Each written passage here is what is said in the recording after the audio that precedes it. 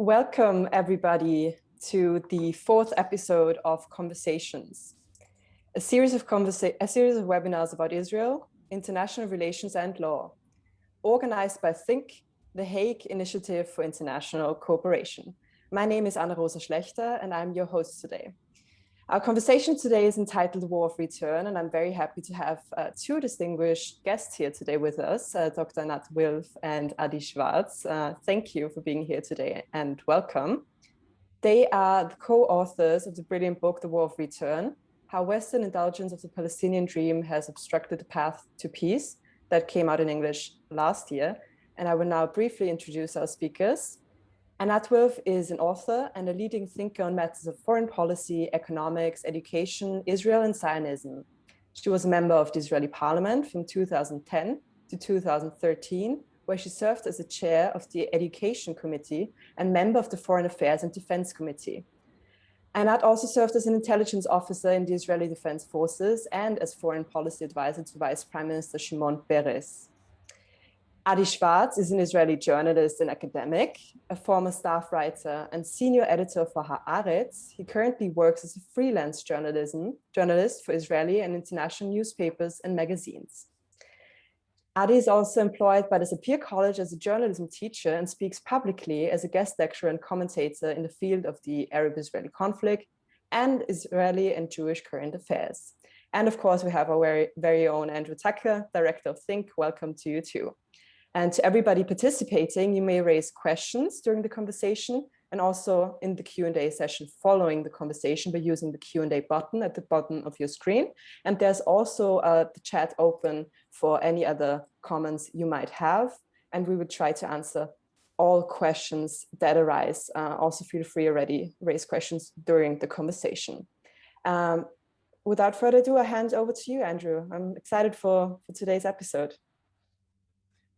Thank you, Anna-Rosa. Thank you, Adi and Einat, for joining us today. It's really wonderful.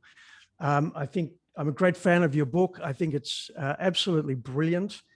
You've challenging the common paradigm that we have had, and I think you're challenging the idea that it has been around the world, and certainly here from Europe. Here we are in the Netherlands, in the heart of Europe, the idea that there's going to be a negotiated settlement, and if only Israel will withdraw itself from the territories, then there will be peace and harmony in the Middle East. And I think by looking historically at what has happened, and this I think is one of the excellent things about your book, is the historical analysis moving through. Before turning to that, and we have some excellent questions that I want to put to you, just to introduce the topic to our listeners and viewers. The conversations we're having over these course of these weeks and months, one of the key themes that we're looking at is indeed this common two-state paradigm. Now, we're not challenging the idea of the possibility that there might be two states as a political solution, but we are, I think, seeking to challenge some of the fundamental assumptions that underlie the way that particularly the West seems to be looking at this conflict, and perhaps not quite understanding the real dynamics going on or the historical realities behind the conflict. There is a perception out there that the world started in 1967, when Israel aggressively took control of Arab territories. Now, this issue of refugees, I think, raises a very different way of looking at the world. And over the past century, huge waves of refugees or displaced persons from one country or continent to another share basically one common denominator. Nobody wants to have them. Refugees are persons who are forced or compelled to leave their homes due to some form of persecution or oppression, or the legitimate fear thereof. That's the core concept behind the modern international refugee law.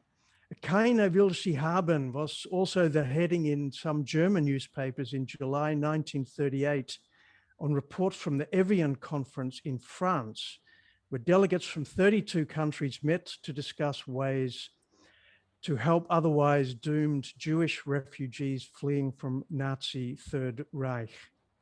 And at that time, the Jews in Germany were already stateless. They were penniless, as by law, all their property had been confiscated or Aryanized. They had no rights, enjoyed no protection, and practically speaking, starvation or worse was the only thing waiting for them. They needed to escape.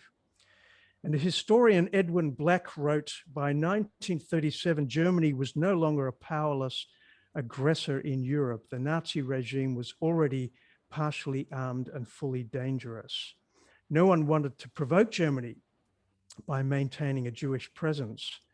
Palestine was the only door open for the ousted Jews. The building of Palestine and the emigration of Jews literally became a matter of life or death.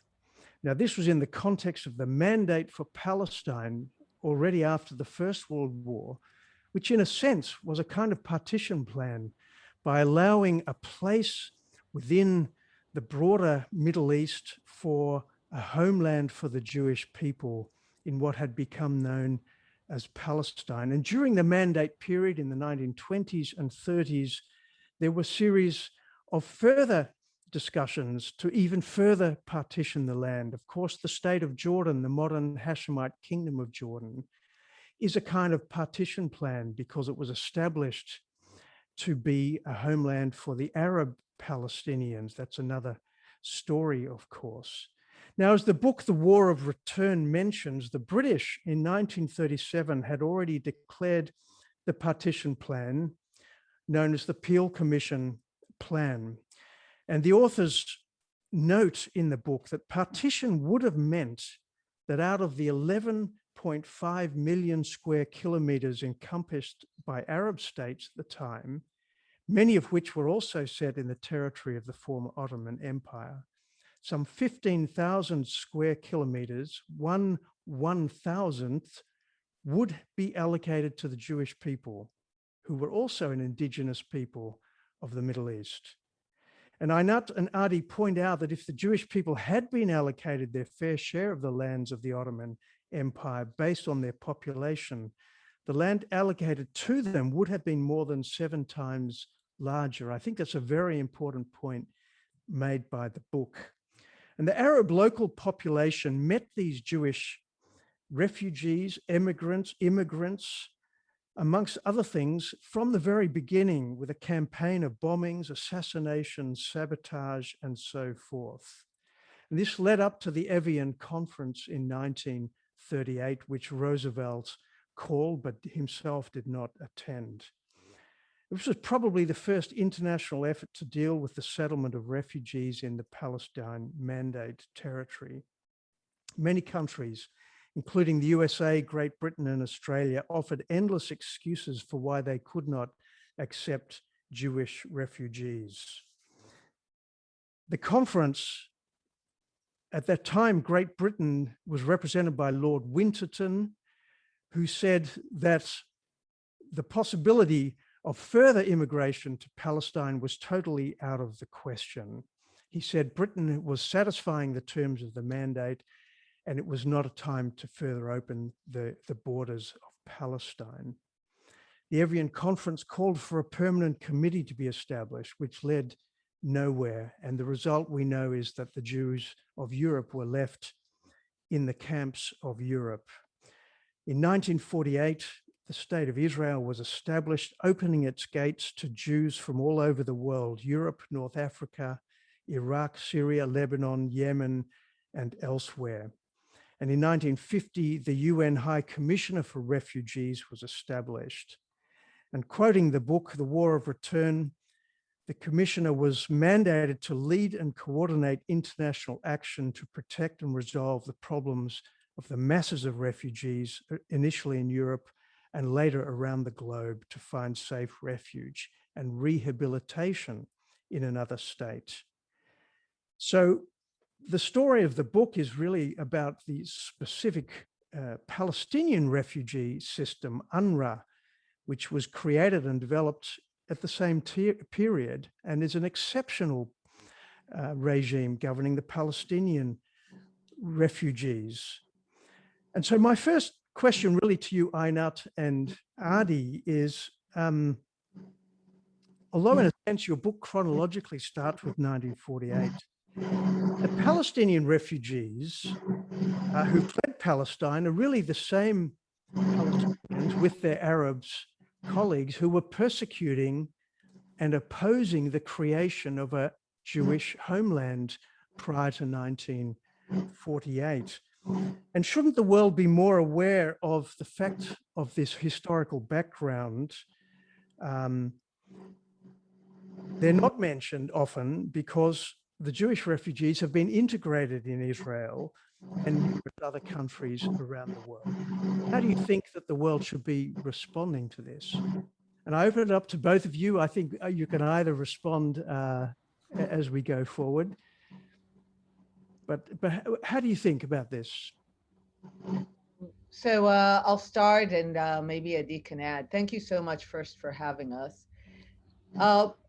It's important to understand the issue of refugees. I mean, people moved throughout world history, but especially in the 20th century, we have a very clear transition from empires. We begin the 20th century when the world is pretty much divided between empires, and we end the 20th century when much of the world is divided between nation states. So the 20th century is really this transition of ending empires and moving through the principle of self-determination of peoples to nation states. That was obviously a very bloody transition that involved many two world wars, many local wars, civil wars, and we're in some places we're still at the end of it.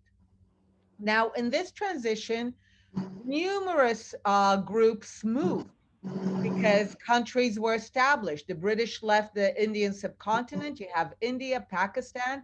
You have millions of people moving across the border, Hindus and Muslims, as a result of that partition. Europe, of course, all the new states established in Europe. So you have Greeks and Turks and Bulgarians and Ukrainians and Poles and Germans, all of them becoming refugees as a result of wars, of the establishment of new states. And like you said, none of them are refugees today because they've all moved on, settled wherever they were in the new countries. Many of them lost their homes, lost their lands, lost the way of life they had before.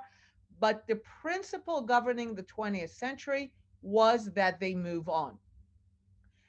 Making sure that the Jewish people had their own state was also part of this 20th century transition into nation states for peoples. So when the Ottoman Empire was carved up after World War I, the idea of the mandate system was that peoples will finally govern themselves. The Arabs, the Jews, the Kurds, the Armenians, the various groups of the Ottoman Empire. So there was, in that sense, nothing special about the idea that the Jews will have a state once the empire was gone, once the Ottoman Empire no longer existed. And like you mentioned, a fair share of the Ottoman Empire would have been a far, far, far larger state of Israel. But the Jews accepted whatever was allocated to them. And the Arabs resisted. One of the stories that we have today, and it's a terrible story, very common in Europe, is that the Arabs suffered because of Europe's crimes against the Jews. Because Europe killed the Jews, and then the Jewish refugees after World War II came to Israel and threw away the Arabs. It's a very common view, especially in Europe. But the story is, as you mentioned, is that the Arabs before World War II violently prevented the establishment of a state for the Jewish people. At the same time that they agreed to establish their own states, Jordan, Iraq, Lebanon, Syria, on the basis of the Ottoman Empire, they violently rejected the establishment of a state for the Jewish people, which was under the same system and justification.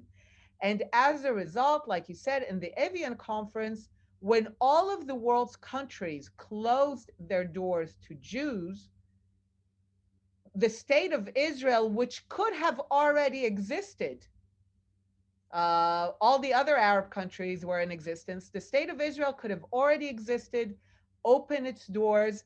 The Holocaust would have been very different in a very different scale if Jews could have left Europe in time to a state that actually wanted them and was built for them. So in that sense, the Arabs bear, in my view, large responsibility for forcing England, which was still kind of the mandate, the tutor of the Jewish state, forcing England to close its doors to Jewish immigration, to what was supposed to be the state of the Jewish people, which the Arabs, of course, prevented. It also makes a difference in another, a lot of time Arabs say, look, the Jews should have not had a state because there were not enough of them in the land to justify it. But it's because the Arabs prevented them from coming. They could have come and been enough for establishing a state already in the 30s, but because of Arab violence and rejection, millions of them really were slaughtered in Europe. Maybe Fadi wants to add. Yes. Also, thank you for having us. A few comments, and we can actually broaden each one of them if you're interested. But first of all, I think one of the main reasons and the motivations of both Einat and myself to write this book and to launch this research was the question of what's unique about the Palestinian refugees. As you just said, millions, even tens of millions of people became refugees during the 20th century. And when you look now in 2021, 73 years and 8 decades after the 40s, how come only the Palestinian refugees are still refugees? So as Einat just said, you had Ukrainians and you had Poles and Germans and Indians and Pakistanis, much larger numbers, and only the Palestinians are still refugees. So you have a unique phenomenon. It must have some kind of an explanation. So this is the reason, one of the main reasons to understand what stands behind this. So, you know, there are many explanations given out. I will say some of them, but I will give you the answer first. The answer is that both the Palestinians themselves did not want to solve this problem, and the international community, mainly the West, enabled them to perpetuate this situation. So there's two main reasons for this. One is the Arab refusal to be resettled, to go on with their lives. And on the other hand, you have the Western collaboration, if you want, with this perpetuation and, in fact, inflation of numbers, because as you know, the Palestinian refugees started out at 700,000, and now it's already, according to UNRWA numbers, at least on their numbers, on their lists, it's 5.6 or even 5.7 million. So this is the reason. It was certainly not, let's say, the lack of money. So one of the reasons that you can ask yourself, okay, perhaps the international community was not interested in resettling these people. They didn't care about the Palestinians. We show in the book that Palestinian refugees received, or at least were promised to get much larger sums of money than, for example, the Korean refugees. You know that the Israeli-Palestinian, or the 1948 war, happened in 1948, 1949. And then 1 year later, you had a war in Korea between 1950 and 1953. So it's the same period of time. At the end of the Korean War, you had much larger numbers of refugees, a few millions. And when the United Nations created a parallel agency called UNRWA, also to solve the problem of Korean refugees, after 4 years, and with much smaller amounts of money, was able to resettle 3 million refugees. So it's certainly not a question of money. It was certainly not a question of energy or of efforts or of willingness. So all this we detail in the book. The bottom line is that for the Palestinians, and here we come to the main issue, here we come to the heart of the matter, it's a political issue. The Arab Palestinians and the Arab states refuse to accept a Jewish state. This is the reason why they launched a war after the partition plan and, of course, after the establishment of the State of Israel in May 15th, 1948. But the problem is that even when the war ended, the end of the war did not mean for them the acceptance of the State of Israel. They said to themselves, okay, we didn't win the war. That's the reason why we only had the armistice agreements. We didn't have peace agreements in 1949. They told themselves, okay, we didn't succeed this time, but we will try again in the future. This is the prism, this is the angle in which you have to understand why the Palestinians did not agree to solve the problem, to resettle themselves, because they thought, and I think they were right, if you look 73 years after that, that as long as the refugee problem remains open, in fact, the conflict is open. The conflict is not ended as long as they are refugees. So this is the reason, this is the political reason, and in fact, this is the uniqueness. In all other cases, people, perhaps reluctantly, but had to give up their dream of remaining or having the conflict still open. Only in the case of the Palestinians, what happened is the Palestinians did not want to end the conflict, and the Western countries enabled it. Okay, so let's just back up a moment and look at the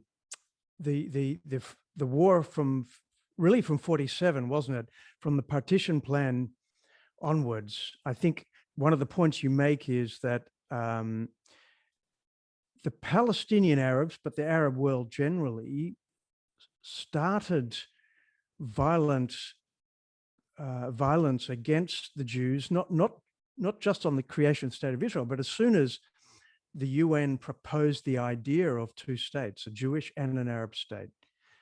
And then the war continued through after the creation state of Israel. Can you tell us a little bit about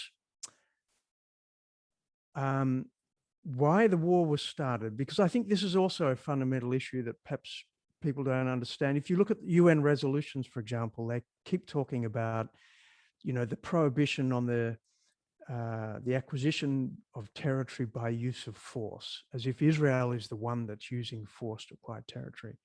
But it was the Arab world that was attacking this sort of developing Jewish state, wasn't it? Can you just explore this a little bit with us to help us understand better the genesis of the Palestinian refugee problem? Yes, this is a very important moment. In many ways, it's the most important moment. Basically, as we said, at the end of World War I, the Ottoman Empire's carved up between its various peoples. The Turks make sure that the Armenians and the Kurds don't get their states. The Arabs are trying to make sure that the Jews don't get their state. And as we said, the violence is already from the end of World War I, and the violence has the effect of closing the door to Jewish immigration at the most critical moment in Jewish history. After World War II, Britain basically decides that it can no longer govern the area. It was basically governing it no longer as an empire, but as a tutor, as a mandate system until the Jews, the Arabs all get their states. And it hands over to the United Nations, the heir of the League of Nations, which had this mandate system. And basically everyone says, look, the Jews and the Arabs, clearly this is not going to work together. There's intense violence. The Arabs are preventing Jewish immigration even after World War II, even after the Holocaust. There's intense violence. The only way is to divide the land again. Like you said, it was divided once between the Hashemites and the Jews. Now let's divide whatever remains again between the Arabs and the Jews. Let's have an Arab state and a Jewish state. Each one will get about half. And notice the definition. Arab and Jewish are not religions. It's people. The Arab people of Palestine, the Jewish people. And the idea is that each would get a state. Now, the Jews are clearly not happy. They're already being given less and less and less and less, but they're saying, okay, we finally want to govern ourselves. It's been a disaster. When the British were here, when the Arabs, we need to be able to have our own states, our own state, to open our borders to Jews who are waiting to get in and have been prevented. The Arabs are saying very clearly, to their credit, they're saying, no way. We're not going to accept even half of the land, because as far as we're concerned, all of it is ours. And this is critical to understand, because this takes us to the present day. The conflict has really not changed one bit since 1947, when the Jews said, you know what, we'll take half of it. We're not happy, but we'll take it. And Arabs said, absolutely not. You don't deserve even 1% of it. You don't belong here. Go away. All of it is ours. So you have a conflict between one side that says, you know what, we'll compromise, we'll take something, something is better than nothing. And you have another side that says all or nothing. And we're going to war. We're going to war because all of it is ours, and something is just not good enough. We're going to go to war for all of it. So it is a clear war of annihilation. It is a war that is declared by the Arab leaders themselves to prevent the establishment of a state for Jews in any borders. So, you know, like you said, a lot of people think it's a conflict over territory. You know, the Jews have too much, the Arabs have too little. No, the conflict from the beginning was because of the Arab conception that even 1% for the Jews is too much. And all of it should be exclusive Arab Palestinian land. And at the end of the war, they fail in that respect. They fail to achieve their goal of strangling the Jewish state at the beginning. Now, one more thing that's important to say. Had Arabs said yes to partition, there would have been a Palestinian state celebrating 73 years of living in peace, side by side with Israel. There would have been no Palestinian refugees. Arabs and Palestinians like to present today Israel and Zionism as the Jews, as this colonial movement that came and took land and threw them away. But if you look at the history, if they said yes to partition, no one would have moved. There would have been no refugees, and there would have been two states living side by side. Palestinian Arab refugees have been created only and only because they waged war against the establishment of the Jewish state. Without that war, no one would have become a refugee.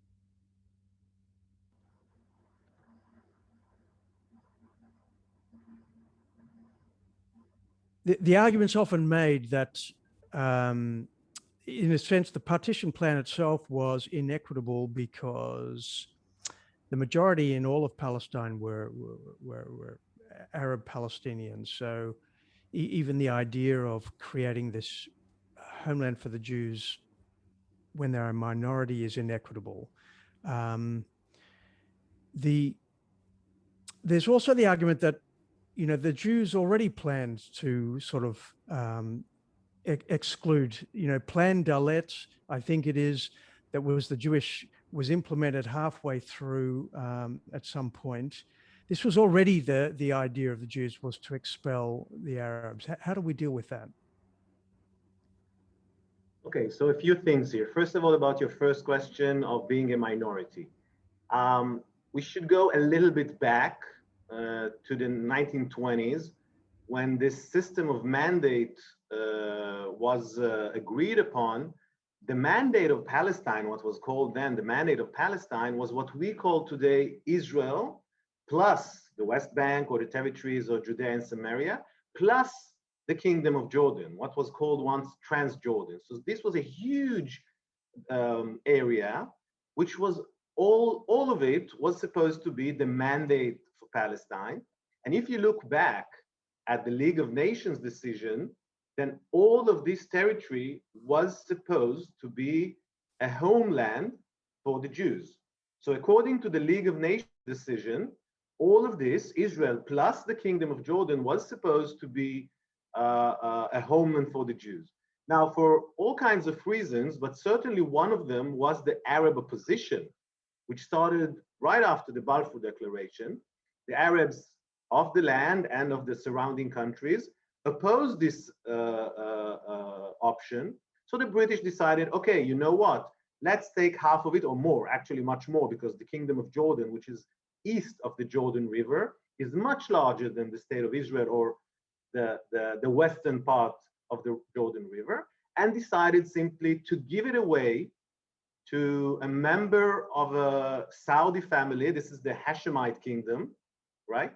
Which he never lived there before. He simply received it because the British promised all kinds of promises to that family earlier on. We won't get into all the history of World War I, etc. But the first partition, as you said earlier, was actually to give all the area east of the Jordan River to an Arab kingdom.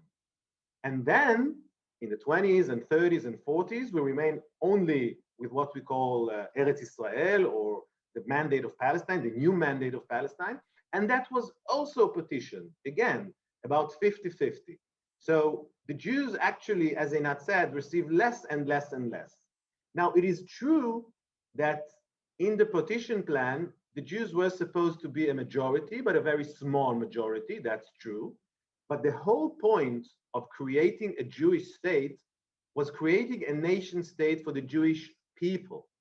Now, the Jewish people, for various reasons and for historical reasons, most of it was dispersed all around the world. There were hundreds of thousands of Jews in refugee camps in Europe. There were hundreds of thousands of Jews in the Arab world. So it was clear from day one, if you go back to all the discussions, and even if you look at the discussions between Britain and Truman. So Truman wanted Britain to allow more and more Jews to go to Israel. So the whole idea was to create somewhere for many Jews coming from the diaspora to the newly established state of Israel. So it was very clear that very soon, perhaps weeks, months, this would become very large majority of Jews. And by the way, this is exactly what happened, because if you look at the 5-6 first years of the state of Israel, I think about 1 million Jews arrived. And even if there would be no war, even if Arabs would not be displaced, very quickly, the Jews would become an overwhelming majority, even within the partition borders. So from day one, it was clear that this is not going to be a very small majority, but a very big majority that would welcome hundreds of thousands of Jews that were stateless at the time, or even refugees waiting for this new state of Israel. Okay, thanks. Thank you, Adi. Can you just explain to us then what happened during the 47, 48, 49 war, in which Jordan, and I'm very interested particularly in the role of Jordan in this and the Palestinian refugees in Jordan, because Jordan, equipped and empowered by the British, took a leading role in attacking the new state of Israel to eliminate it, right? It wasn't a territorial war, it was a war to eliminate the state of Israel. How many Palestinians left? Why did they leave? And where did they end up? So a bit about the war. As Adi clearly said, the partition plan was, if anything, when people say it was not equitable, if anything, it actually hurt the Jews, giving them much less than was promised.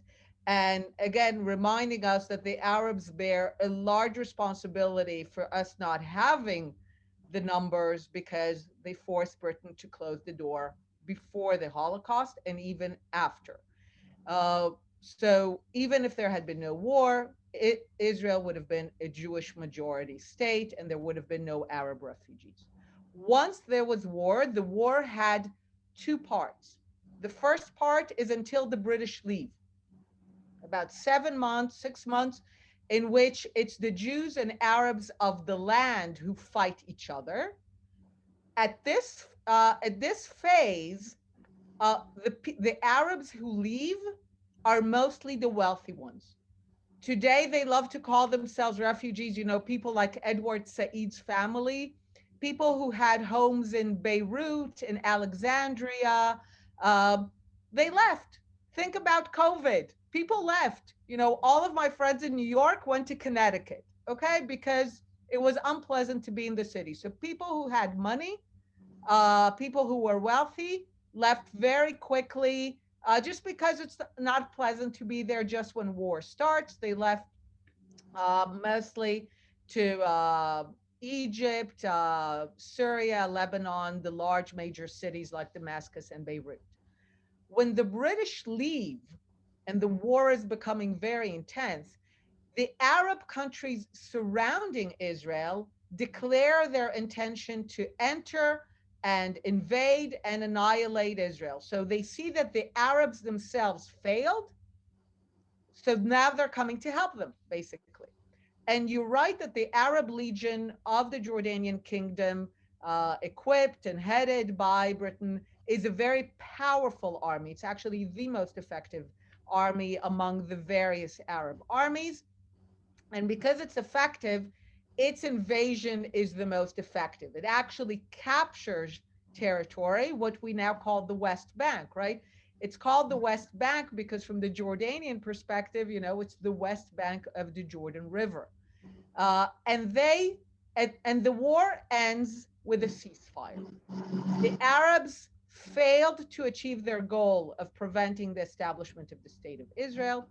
There are a lot of Palestinian refugees who escaped to the West Bank. So they're still inside Palestine, really, but they're now in the West Bank. Many escape to the Gaza Strip. This is during the part of the war which becomes more intense. That part also includes war situations, not a lot, where Arabs are being expelled. You mentioned Plan Dalet. We discuss it in the book. It's not a plan for expulsions. It's a military plan that says, what do you do when you capture an area and you have a hostile population? So it's not about Jews and Arabs, it's about hostile populations. When you had Arab populations that were not hostile, they all remained. No one was expelled. So you have many, many places in Israel, Arab villages you can go visit. They were not hostile. No one was sent out. So a lot of the wealthy Arabs leave in the beginning. Then a lot of Arabs leave as the war comes closer. They're not expelled, but they leave when they feel the war is coming closer. Um, they believe that it's going to be a short war, that the Arabs are going to lose, and they think they're going to come back soon as victors. And we have a lot of evidence for that. And only at the very, very last phase do you have some expulsions in war. And of course, Jews are expelled from the West Bank by the Arabs. There's always this notion of ethnic cleansing. The ones who were really expelled were the Jews. Not a single Jew remains in the places conquered by the Arabs. A lot of Arabs remain in the places conquered by the Jews. So again, completely not symmetrical. The Jordanian army conquers the West Bank, annexes it completely, makes it part of Jordan, announces that Jordan is Palestine, and signs a ceasefire agreement with Israel. It's important to mention the Arab countries refused to make peace with Israel. They were only willing to sign a ceasefire agreement because, as far as they were concerned, the war was not over. It was temporarily halted until they regroup. So they only agreed to sign ceasefire agreements. We will say this: Jordan was actually a better side in this. Jordan was willing to make peace with Israel based on partition. Jordan will take the West Bank, Israel will take everything else. Jordan naturalized the Palestinian refugees, it made them citizens of Jordan. Jordan did not demand return of the Palestinian refugees and was actually willing to make peace. So if this would have been the case, we would have had a kind of India-Pakistan situation. There were people moved on both sides, Jews to one side, Arabs to the other, an Arab state called Jordan that controls the West Bank, a Jewish state called Israel that controls the rest of the area, and that would have been it. But of course, Palestinian extremists assassinate the Jordanian king precisely because they fear that the Jordanian king will make peace with Israel and end the war. I want to add here something about currently there's an attempt which is perhaps quite successful to portray Zionism as somehow intrinsically racist, that from day one, even from the 19th century or from the early beginnings of Zionism, it was actually a movement to expel the Arabs from the land. This is now a common portrayal of Zionism, right? That from day one, the only way Zionism could have succeeded was through the expulsion of the Arabs. Now, this is wrong. Simply, when you read Theodor Herzl, when you read all the fathers of Zionism, when you look at the first Congress of Zionism happening at the end of the 19th century, you will not find any discussion of expelling the Arabs. Zionism was basically a movement of rejuvenation, regeneration of the Jewish people, empowering the Jewish people, finding a solution to all kinds of problems. And nowadays you can say that perhaps it was naivete, but the early fathers of Zionism thought that there would be no problem with the Arabs. They thought that there's a lot of room here, that there's enough room for both peoples to live. They thought that the Arabs would actually benefit from the economic progress and development of the land. Again, you can say that they were naive, but this is what they thought.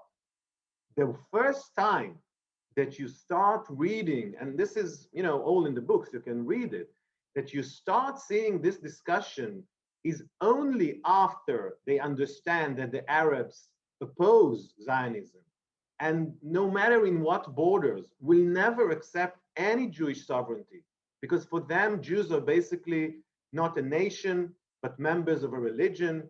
And this area has always been, this is according to the Muslim and Arab worldview, this area has always been part of the Muslim and Arab nation. And therefore, Jews should live as a minority, as they did in Baghdad and in Cairo and in Jerusalem for 1,300 years. So the first time, for example, that you see serious discussions of the idea of what we call transfer of population is actually after the 1937 Peel Commission, and this is because the British suggested transfer of population. Now, another thing is that at least until 1946, perhaps even the end of the 40s, the idea of, as Einat mentioned before, the idea of population transfer was not only legal, but even acceptable and considered to be a positive development. When you look at Churchill and the decisions that were taken after World War II, you see that along the 40s and until the 40s, the idea of transfer of populations was a very common idea.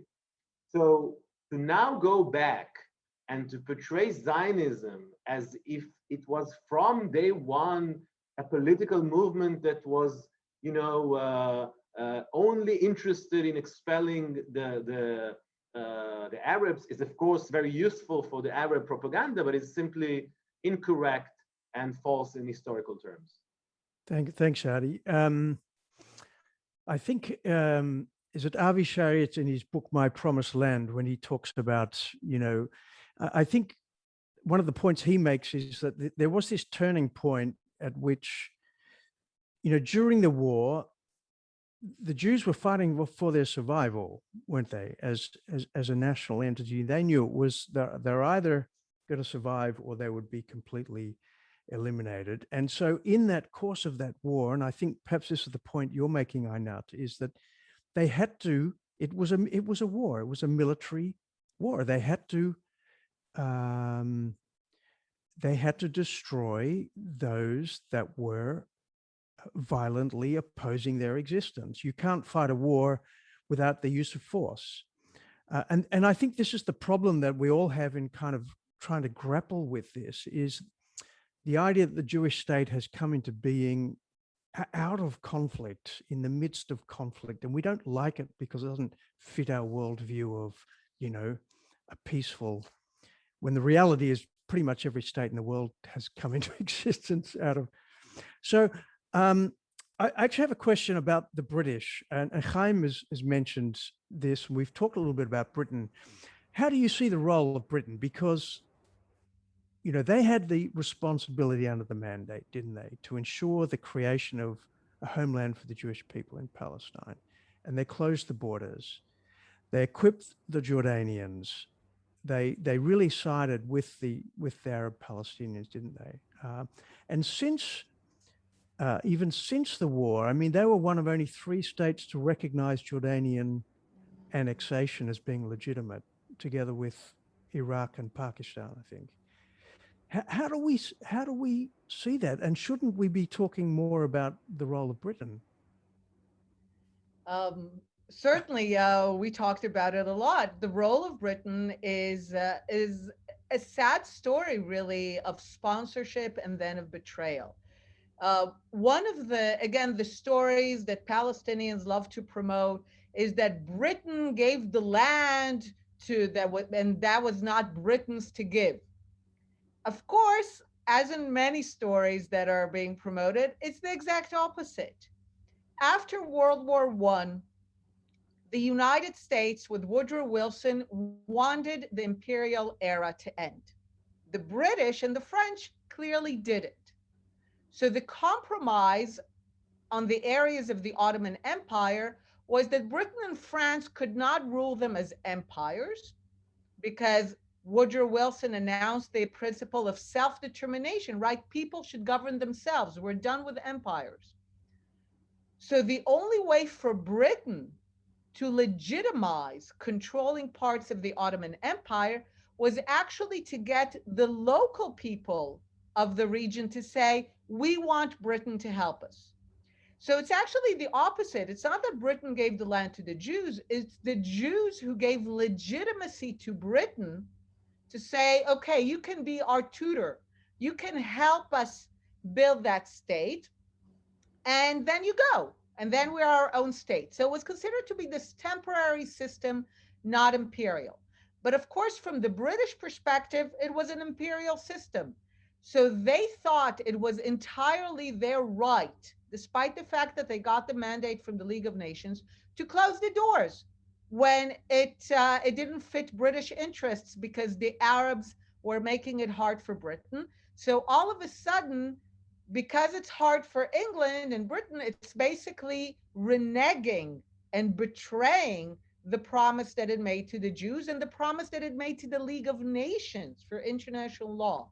And the betrayal becomes worse and worse through the 30s, until, of course, the ultimate betrayal in 1939, when it closes the doors completely.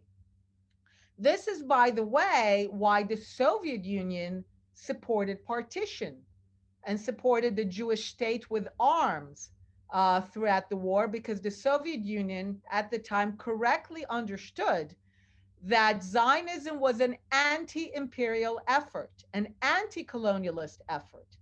They wanted to help the Jews to get Britain out of the Middle East. Today Zionism is portrayed as a colonial movement, but it was truly best understood as an anti-colonial movement, as an anti-imperialist movement that gave government back to the Jewish people who belonged in the land rather than to foreigners. Okay, thanks. Adi, can I ask you a question? I want to move on and talk about UNRWA. So let's just move forward. We come to the end of the war. We have a lot of displaced people. Let's not forget, of course, that Jews were expelled from parts of Palestine as well, weren't they?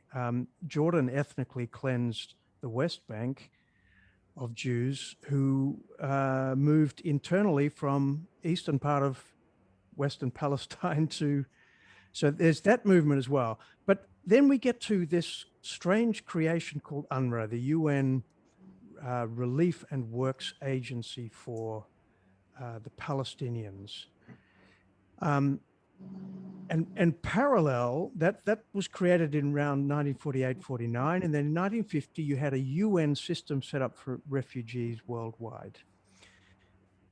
Can you just tell us a little bit about the genesis of UNRWA, why it developed? Why did the Arabs not integrate, rehabilitate the Palestinians? And why and how did the UN set up a system to perpetuate Palestinian refugees? Okay, so for the first part of why they didn't integrate into the economies of the surrounding areas, and you have to remember that all the surrounding countries and areas were in fact populated with the same, I mean, the people had the same religion. They were all Muslims. They talked the same language, right? Arabic. So on the face of it, you would think that integration could have been quite easy. I mean, they didn't have to, integrate themselves with people who speak different language or having a different religion. But again, the decision was to leave this wound open, because healing this wound would actually mean coming to terms with the fact that the state of Israel is here to stay. So this is the reason from the Arab point of view. Now, why was the West so interested? Why did the United States and the UK decided so early on to invest in this issue? Now, nowadays we think about humanitarian issues, and they were so saw the conditions of these people and thought that they had to do something. Well, that's nice, but that's not the main reason. The main reason was political, and we show it in the book. At the time, there were 700,000 displaced persons, and we found State Department officials were testifying in Washington in the Congress and saying the following: listen, these 700,000 refugees are more than the armies of all the Arab states together. And these people can be very easily influenced by the Soviet Union to create some kind of a socialist, communist revolution all around the Middle East. This was the reason for the involvement of the West. You have to remember that this is really the high days of the Cold War. Stalin is still alive. This is 1948, 1949. The British are still an empire.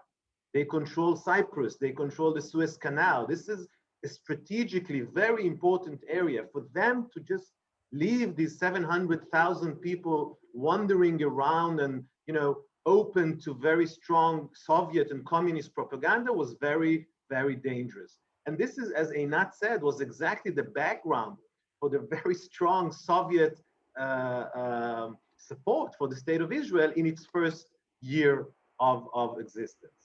And that was the beginning of the humanitarian assistance, which 1 year later became to be UNRWA.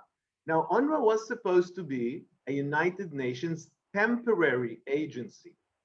And the thinking in the West was, okay, we can't leave these people simply wandering, having to live in tents and with no food, etc., etc. The thinking was to reintegrate them into the Middle Eastern economy, just as they did with the Marshall Plan. Remember that this is exactly the days when the United States decides, for very similar reasons, to avoid social unrest, to pour a very large sum of money into Western Europe to resuscitate the economy and having by that political stability. So this was the idea. And this is exactly what they thought to do with UNRWA.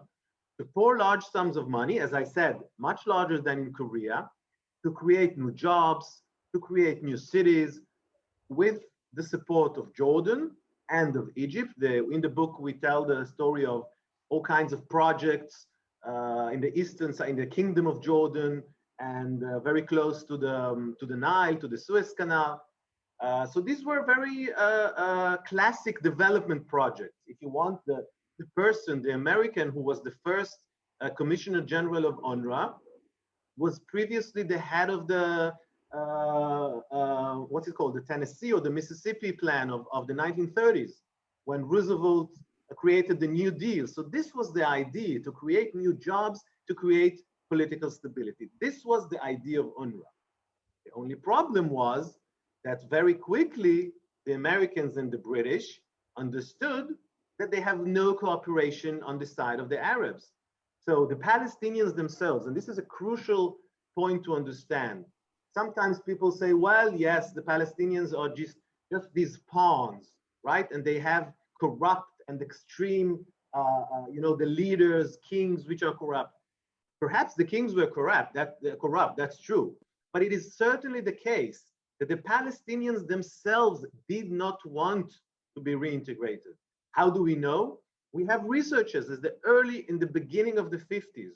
You find researchers going into the refugee camps and asking them, what do you want? Would you consider receiving a new house? Now, think of it. Every other refugee in the world, or at least most refugees in the world, would be very happy to receive a new house, to be given a new opportunity, etc., etc. And the Arab Palestinians say very clearly, no, we prefer to stay in refugee camps because we will not accept that the state of Israel is here to stay. If the price of having new lives, if the price of receiving new housing is saying that the state of Israel is here to stay, we won't have it. We won't hear it. And by the way, now, 2021, we're unfortunately at the same situation exactly. This is exactly what they said in Camp David in 2000, to Olmert's proposal in 2008. They were going back to your beginning of the two-state solution and the territorial solution. They were offered just that. They were offered that all the refugees coming back from Lebanon and Syria could have their own state. They could be citizens of the state of Palestine in the West Bank, but they have to give up their dream of returning inside the state of Israel. They said, no, we won't have it. We prefer to remain in Lebanon, in Syria, in the West Bank, in the Gaza Strip, in those refugee camps.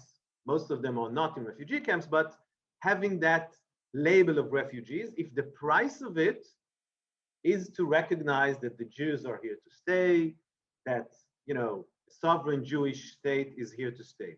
So, I'll give you just one example. Going back to 1952, some people think that this whole problem with UNRWA just started, these days. We hear sometimes, what about the UNRWA books and what about anti-Semitism, etc., etc. As early as 1952, that's actually 2 years after the establishment or the official establishment of UNRWA, we found telegrams running back from Amman, from the American ambassador in Amman, which was not, by the way, a pro-Zionist. He opposed the partition plan. He thought that it was a mistake to create a Jewish state, but that's beside the point. He writes back to Washington and he says, listen, guys, we're wasting our times. We're wasting money, energy. They won't cooperate with us. Neither the Palestinians themselves and not the Kingdom of Jordan, I mean the government or the government of Egypt or Syria, they simply don't cooperate with us. But when he discussed this ambassador discussed this with the British ambassador in Amman, the British ambassador in Amman tells him, well, we have bigger issues than that. We have global geostrategic issues and interests that are more important, with all due respect, than the issue of UNRWA. So what I'm trying to say is that the West in those days was very keen to hold or to remain or to have the support of the Arab world. They were very afraid. Remember, this is still, in Egypt, you have a king, which is pro-British. This is before the times of Nasser. In Jordan, you have a king, which is pro-British. In Iraq, you have a king, which is pro-British. So they want to keep all this area very pro-British and very pro-Western against communist influence. And for them to give 10 million, 20 million, 50 million pounds a year for UNRWA, and as you say, to perpetuate this agency, seemed like a small price when you look globally at the importance of the Middle East. So that's the reason why UNRWA was created. And the seeds of destruction, if you want, the seeds of misfortune were there from the beginning. Okay, thanks, Adi. So, Einat, would you say then that in the creation of UNRWA and in its it developed into a system whereby it's a very different legal system, isn't it, from the normal refugee system? First of all, you don't have to be a true refugee. As long as you had been living in the territory within that 2-year window, you qualify as a refugee, which means you qualify for all the benefits. And then they opened up to giving this right to descendants. How did that happen, and why did that happen? So this is a really good opportunity to highlight the vast gap between the title Palestinian refugees. And when you say that, everyone imagines the same thing, you know, poor people displaced by war, sitting in tents, open to the elements, suffering.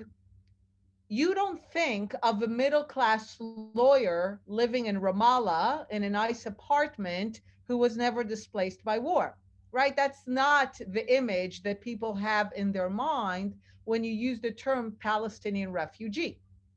But in fact, the vast majority of those who are called today refugees, first of all, like you said, they're descendants. We're now in the 5th generation. This is something that does not exist for other refugees in the world, certainly not automatically and with no reason. So UNRWA basically, in order to keep going, it was just an administrative decision. It wasn't some big decision. UNRWA basically said, we're still existing, so we'll start registering children and then grandchildren. And it was just an administrative decision to keep registering all the descendants as refugees. So by now, the vast majority of the 5.7 million that UNRWA registers are descendants. So it means they are people who were never displaced by war. The other thing is the vast majority of them don't even live in refugee camps. They left. They could live anywhere. Some of them sold their places in the camps, which by now are not camps. They're just neighborhoods. They're permanent houses. So they don't even live in camps. Many of them are middle class. Some of them are even wealthy. Many of them have citizenship. 40% of those whom UNRWA registers as Palestinian refugees are citizens of Jordan. Nowhere in the world could you be a citizen of a country, no matter which country, and be called a refugee from another country.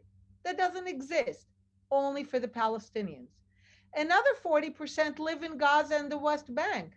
If you live in Gaza and the West Bank and you were born in Gaza and the West Bank, because most of them were not displaced by war, how are you a refugee from Palestine? You were born in Gaza, you were born in Ramallah, you're in Palestine, you were born in Palestine. How are you a refugee from Palestine? That's already 80%. So 80% of those whom UNRWA registers are either citizens of Jordan or living in the West Bank and Gaza. They're not refugees. Those who live supposedly in Lebanon and Syria, most of them left. Many of them got European citizenship, but UNRWA doesn't care. UNRWA doesn't monitor. UNRWA doesn't say, okay, this person went to Germany, they got a German citizenship, let's take them off our books. My favorite example, very relevant recently, the Playboy father, multimillionaire, American citizen, father of supermodels Bella and Gigi Hadid. He's on the refugee books of UNRWA as a refugee. because they don't take anyone off their books. He was born in a Syrian Palestinian refugee camp, an UNRWA, so he's still on their books. They don't call him up and say, you got an American citizenship? Great. We're excited for you. We're taking you off our books. That's what the UN High Commissioner for Refugees does for everyone else. You got an American citizenship, you won the jackpot. We're taking you off our books. You're not a refugee. The Palestinians are not subject to those same rules. And the reason is that when the High Commissioner for Refugees was established, the Arab states and the Arab refugees knew that the purpose of this new refugee agency was to settle refugees. But they didn't want to settle, like Adi said. They wanted to keep the war alive. They weren't willing to accept that the war was over and that the state of Israel is here to stay. They wanted to keep the war going. And they knew that the purpose of UNHCR was to end the war. UNHCR was established after World War II initially to settle all the European refugees from the war. And it did. You don't have European refugees from World War II running around. And there's no war in Europe, precisely, I mean, for a lot of reasons, but this is a major reason. You don't have German refugees sitting in camps on the border with Poland demanding to get back their territory. This is what's happening. What Europe didn't want for itself, it allowed to stand in the case of the Arabs. So you have Arabs sitting for 7-8 decades waiting to keep the war going. And indeed, what we show in the book, they kept the war going through terrorism. Many of the terrorist attacks, the airplanes hijackings, the Munich massacre, they were created by descendants, by children of refugees who grew up in the refugee camps believing that their purpose in life is to keep the war against Israel going. This is what they do in Gaza. This is why Gaza is still a problem, because the people who live in Gaza, they don't think that Gaza is their home. They think Gaza is the place from which they're going to conquer back Israel. This might sound ridiculous to you. It doesn't sound ridiculous to them. This is why Gaza is not the Singapore of the Middle East. It's not Dubai. It's a launch pad from their perspective to continue the war against Israel until Israel is gone. So UNRWA has basically ensured through the descendants, through this administrative decision, that generation after generation rises up to the idea that Israel is illegitimate and from the river to the sea. You saw Bella Hadid in the last event to her more than 40 million followers saying from the river to the sea. And she's an American citizen, but from her perspective, the fight is to take all of it and for there to be no Israel.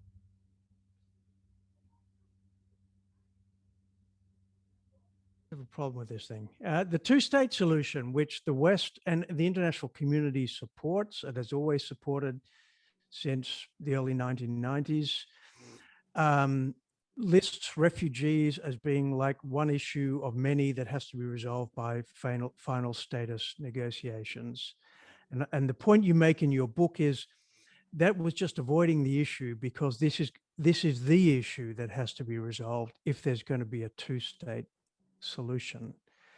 Now, given what you've just told us and this deep-seated sense, which I think you say the Palestinians in general hold, but also a large part of the Arab world, that it's not about having a state in the West Bank, it's about replacing the state of Israel with one state of Palestine.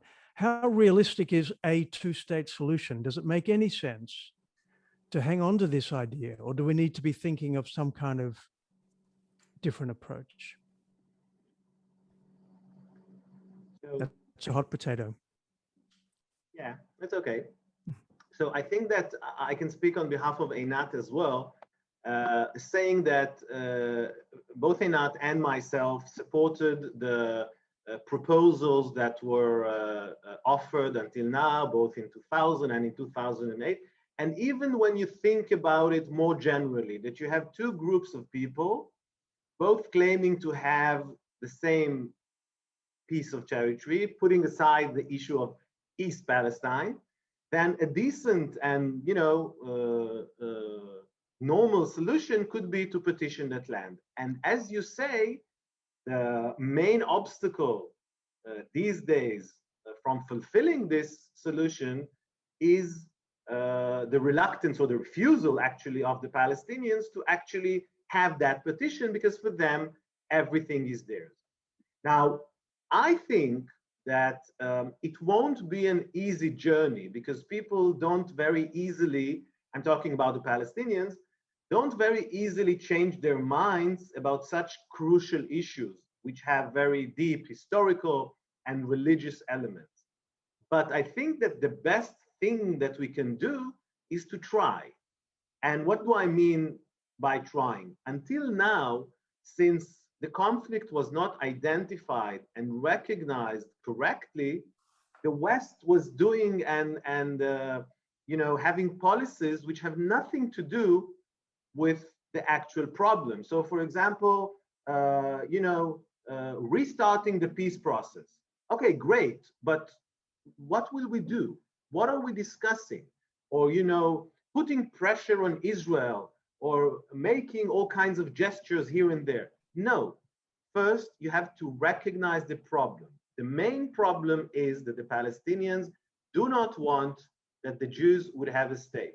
Now, when you understand this, you can use sticks and carrots. I mean, both the United States and the EU are actually financing the Palestinian Authority. Nowadays, the Palestinian Authority, I'm not even talking about UNRWA, but UNRWA is a big issue. I'm even talking about the PA, the Palestinian Authority. The EU is a main backer of the Palestinian Authority, financially, diplomatically, whatever you want.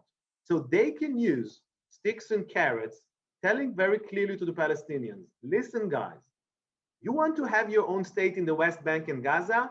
That's good. We're going to help you with all kinds of nation building processes. That's perfect. But if you want, and we understand that this is what you want, to ruin the Jewish state, that's it. We're not going to support it. We're going to withdraw our financial support. We're going to stop diplomatic support. Now, I'm not naive that even if Brussels, if that day happens and Brussels say, okay, we understand the conflict is not about territory, or at least not only about territory, and the Palestinians, you have to stop dreaming of this day of undoing Israel. I'm not naive that the next day the Palestinians will get up in the morning and say, oh, we just, what a great idea, let's accept Israel. No, it's a process, we understand. But we have to start this process. And I must tell you that if you look at the Arab world, the problem is that the Palestinians are actually themselves are not very strong. They're a small people. I'm talking only about the West Bank and Gaza. They have the support of many people in the Arab world.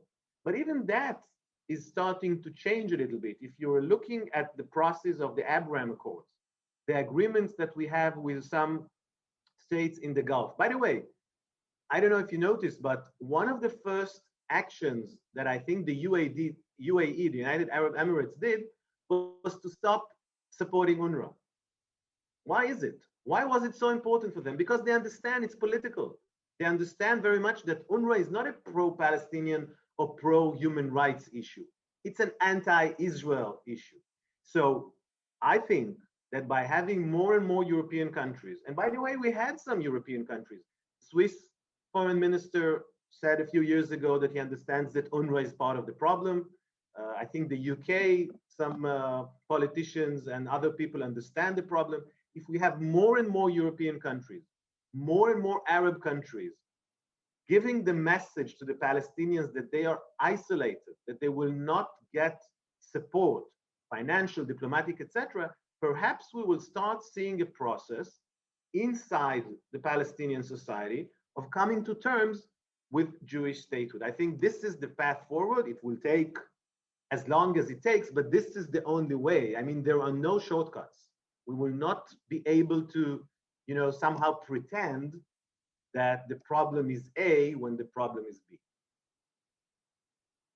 Okay, we're coming towards the end, and we've got a lot of questions have come in. I've tried to deal with some of them as we go along, but I'm quite conscious there'll be a number of people who haven't had their questions answered. I'm going to close up with one question that deals with, I think, just to follow on what you've just said, Adi, is where to from here? And your recommendation proposal in your book is to wind up UNRWA.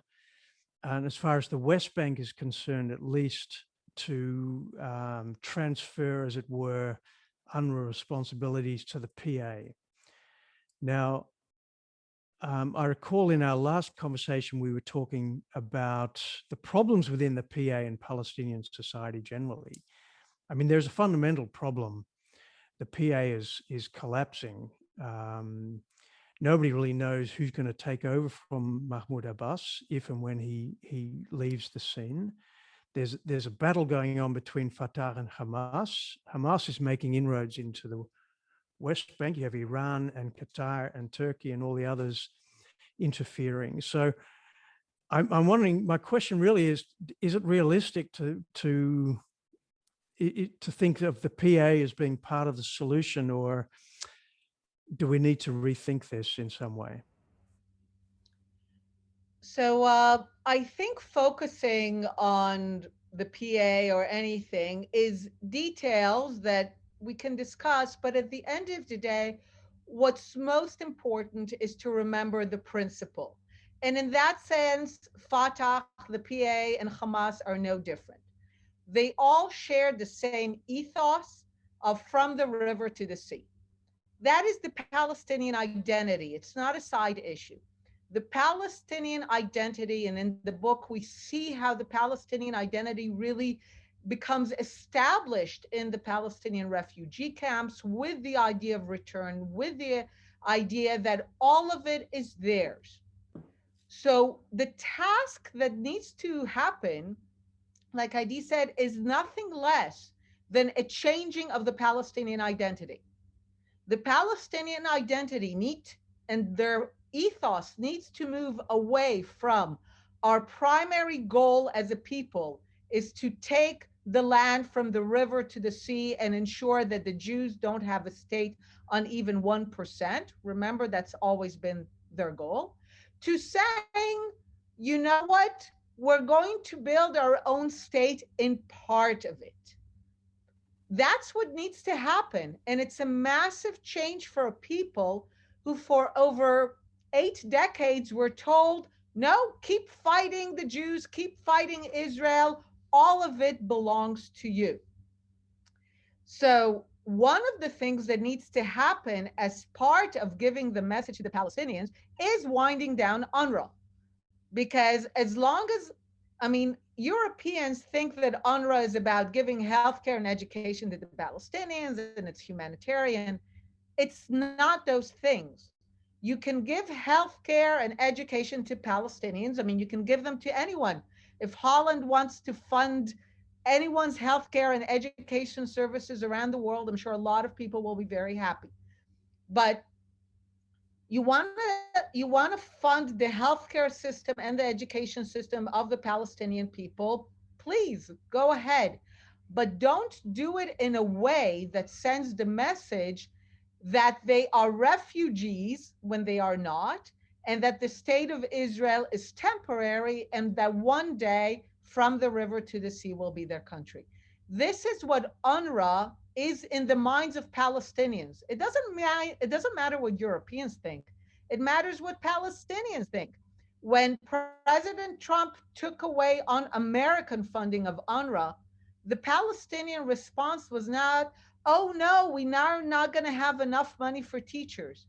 Their response was, the Americans are trying to take away our right of return, which, as we show in the book, is not a right, it's not a return. So Palestinians perceive European support for UNRWA as European support for ending Israel. And Europeans need to stop being blind to that. So saying, okay, the PA is not so strong, and what are we going to do in Gaza? In our world, those are excuses.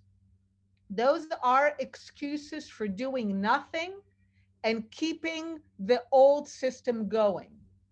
And the reason, normally we talk about it very calmly, but I am very angry because we pay for it. We pay for it in blood. We pay for it in people who die as a result of terrorism because Palestinians believe it is their international right to kill us. So what they need to hear, and they need to hear it loud and clear with no excuses, is we want to help you, but only if you tell us that your war against Israel is over. And that means you're no longer going to demand return, that you understand that the state of Israel is here to stay, that the Jewish people are not foreigners, and that they have an equal claim to have a state in this land, and that the only solution is for each of you to have some of it, but that none of you can have all of it. The Europeans are very strong about telling Israel, don't settle, because they understand that it's not good when certain right-wing Israelis want all of the territories. They know to tell Israel, don't annex. But when it comes to the Palestinians, they never know to tell the Palestinians, this is not yours. The state of Israel will never be yours. It's not yours to take, enough. You're not refugees. Wherever you are is where you need to build your future. I think that not a single dollar should go to the reconstruction of Gaza. And we've read every time Adi and I write the same piece every war, until the Palestinians make it very clear that they understand that Gaza is their home and that they are not refugees. And that if you live in Gaza, Gaza is where your future is. Because if you're going to give money to Gaza, and Palestinians think that Gaza is a launch pad to take Israel, all of the money that you're going to give to Gaza will not be for reconstruction.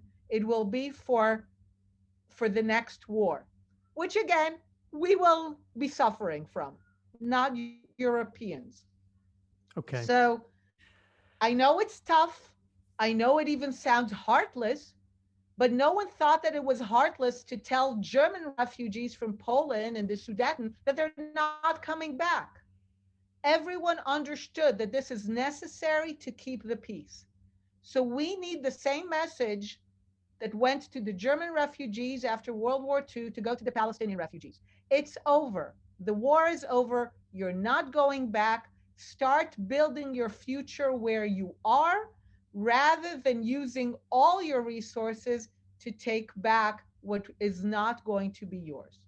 Your message is very clear. Thank you. I want to thank you both. We have to wrap up, I'm afraid. There's lots more that could be said and will be said on these topics. And there are many questions people have raised that we haven't had time to answer. I want to thank both of you so much for spending the time.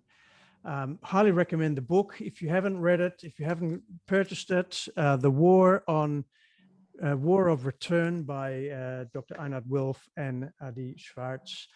And thank you so much. Return to you, Ana Rosa, to wrap up, and we'll look forward to seeing you online at our next conversation. Thank you. Yes, thank you also from my side. Also, thanks to you, Andrew, for moderating our sessions today. And thank you to our viewers also for participating in this conversation so actively. It was really fascinating. As also for the last episodes, the recording will be soon published on our website as a podcast and the video. And this was actually the last episode before the summer break. So we will see you back in the fall. Have a good summer, all of you, and goodbye.